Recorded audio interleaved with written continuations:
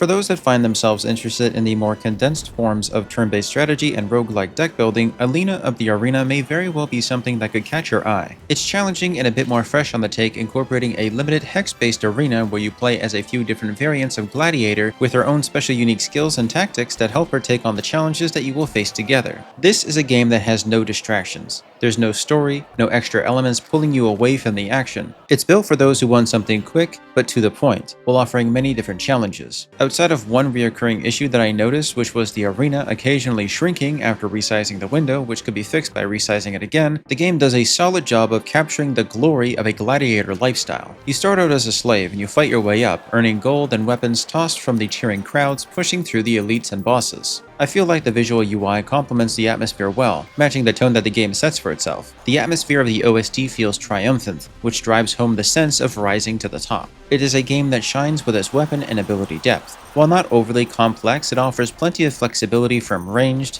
melee options to projectiles, AoE attacks, buffs, debuffs, and the abilities to interact with each of your weapons. Cards can be used to reload crossbows, and movement plays a crucial role in staying mobile to avoid danger, especially during the tougher encounters. Unlike other games in this genre, here you are given access to multiple weapons, shields, and plenty of other elements. On top of this, there are two different decks, one that is red and one that is blue, which are both merged together. Each corresponds to the weapon in your left or right hand, adding another layer to the strategy. After each combat or event, you will be asked to choose a card. Here you have to be mindful on just how many you already have of one color if you're using crossbows, as you will need a balance of both to perform well. Switching colors and matching cards to the correct weapon boosts your effectiveness far more than relying on default builds or stacking random cards. So let's say you ended up with a deck that leans heavily into red cards over blue cards. That means you'll be relying on one weapon more than the other. To balance this out, you could switch to a two-handed weapon, which helps offset the imbalance. I found this to be a very fun mechanic. The further you climb to the top, the stronger and more brutal each encounter becomes. Choosing your path to each boss, skipping events, elites, and common fights to restore your health while weakening yourself in some way does add a small layer of extra strategy. My only gripe with this game is its lack of replay value.